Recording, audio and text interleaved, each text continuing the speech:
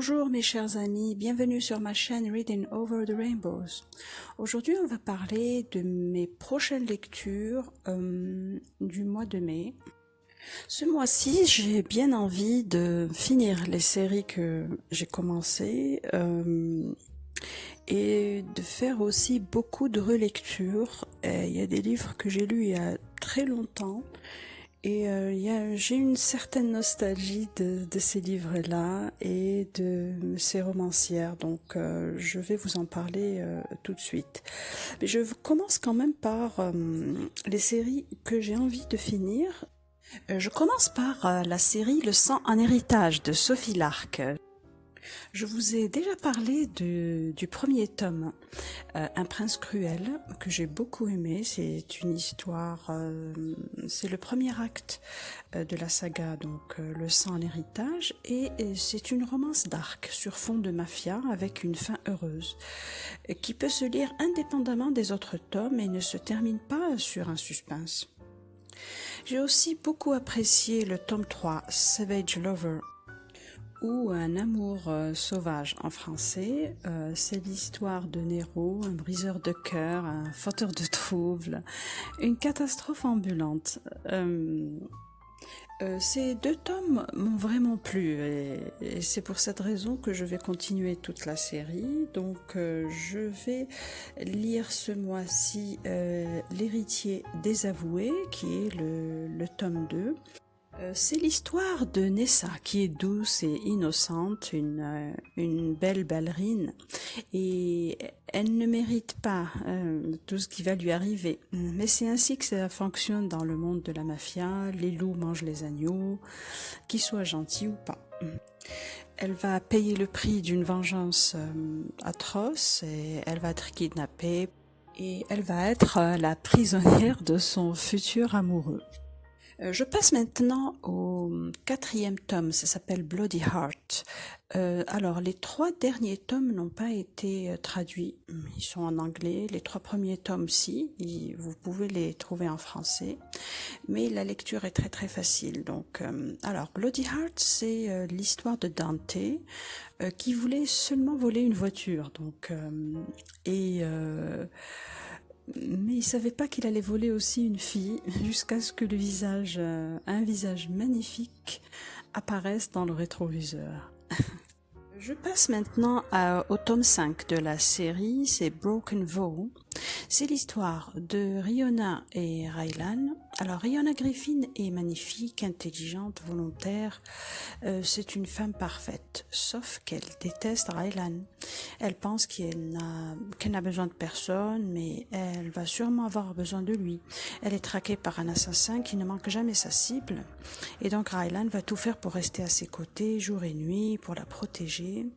Et Riona pense que c'est un destin pire que la mort, mais on va voir si elle va apprendre à l'aimer. On passe maintenant au 6e tome, c'est Heavy Crown, c'est l'histoire de Sébastien et de Yelena. Alors Sébastien va être le témoin du kidnapping de Yelena, qui est la fille unique du patron Bratva, le plus vicieux de la mafia de Chicago. Il va la sauver, mais est-ce qu'elle va vouloir se soumettre? J'aime beaucoup l'écriture de Sophie Lark, donc j'ai 4 tomes à lire ce mois-ci et j'en suis très contente. Dans ma liste de lecture, il y a aussi Sea of Tranquility de Emily St. John Mandel. Ce livre, Mer de tranquillité, a été applaudi par la critique, donc je vais essayer de le lire. Alors c'est l'histoire d'Edwin Saint-Andrew qui, à l'âge de 18 ans, traverse l'Atlantique en bateau à vapeur. Il a été exilé de la bonne société à la suite d'un malentendu lors d'un dîner.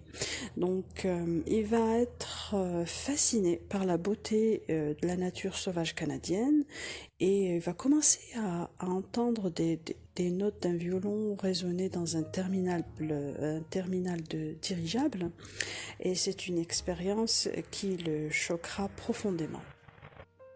Je vais lire aussi Letters to Molly de Daphne Perry, c'est le tome 2 de la série Mason Jar, et c'est l'histoire de Molly et de Finn.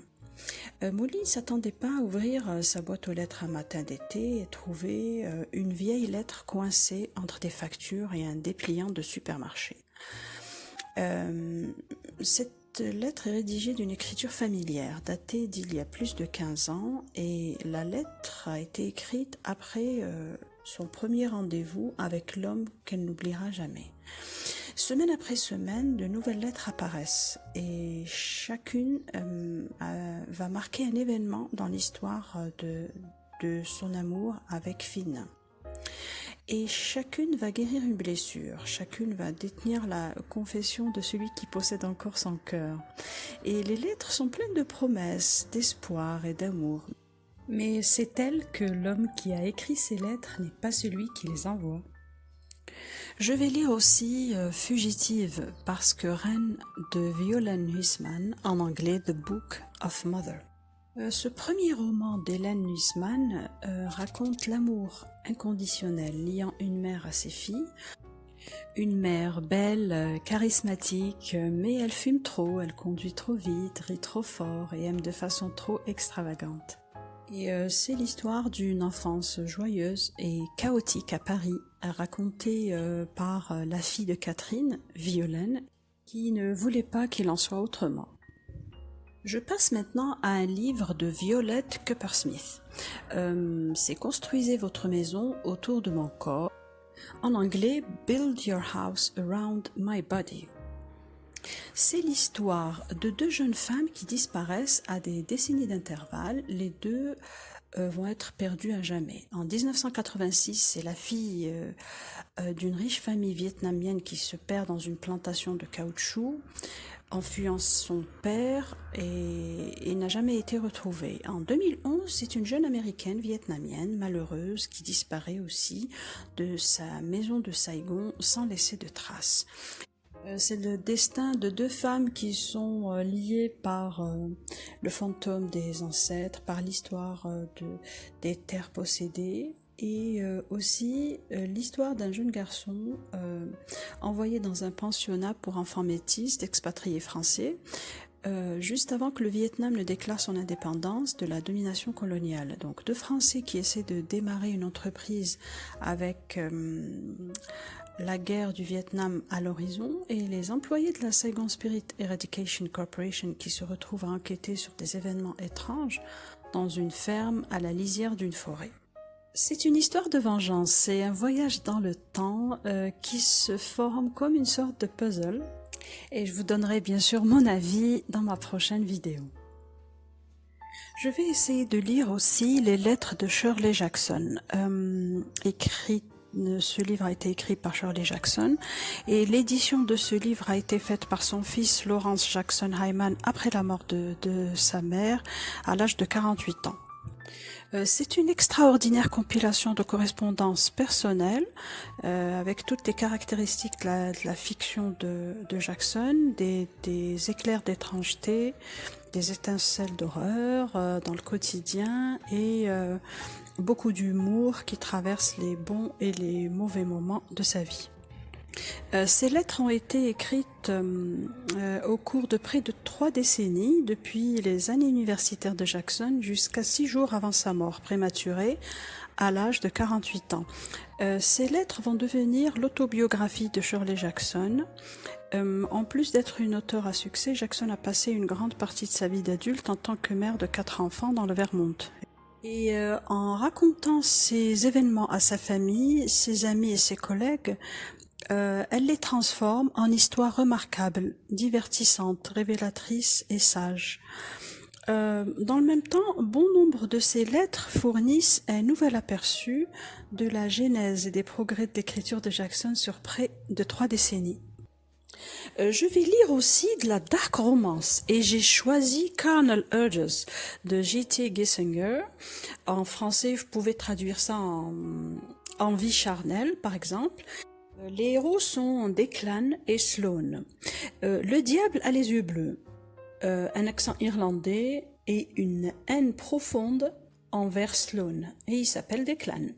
Il lui reproche d'avoir déclenché une guerre en compagnie de ses ennemis, faire tuer ses hommes. Bien qu'elle soit innocente de toutes les accusations, il veut sa mort. Mais il existe bien sûr des pulsions plus puissantes que celle de la vengeance, et quand le diable rencontre son égal, et cet égal est son pire ennemi, c'est alors que la vraie guerre commence. Je suis vraiment surexcitée à l'idée de lire ce livre, parce que je sais que les critiques ont été extraordinaires, donc je vous en parlerai dans mes prochaines vidéos. J'ai lu Mafia Mistress de Mila Finelli, que j'ai moyennement aimé, mais je vais quand même essayer de lire Mafia Darling, qui est le tome 2, et je vous donnerai mon avis, bien sûr. Je vais lire aussi Mafia Madman de Mila Finelli, qui est le 3e tome de la série The Kings of Italy. Les héros sont Gia et Enzo. Elle, c'est une princesse de la mafia, mais qui a de grands projets pour rester tout le temps protégée par sa famille. Et donc, elle est en voyage à Milan pour poursuivre ses rêves de créateur de mode. Et avoir une liaison avec Enzo, c'est vraiment la dernière chose qui lui vient à l'esprit, sauf qu'il est beau, charmant, un bel Italien. En d'autres termes, il est irrésistible. Enzo est un roi de la mafia, impitoyable, né dans la noirceur et pour la noirceur. Il a toujours vécu pour et à travers sa famille, et tout lui a été volé du jour au lendemain. Et pendant 4 ans, il va essayer de reconstruire son empire tout en complotant en secret et en projetant une grande vengeance qui est orientée contre Gia. Voilà mes chers amis, c'est ma liste exhaustive pour mes prochaines lectures du mois de mai. C'est vrai que je peux la suivre comme je peux changer entre-temps et vouloir lire d'autres livres. Mais il faut pas se mettre de pression. Moi, je vois, il y a des gens qui peuvent lire par mois une vingtaine, une trentaine de livres. Je sais pas comment ils font.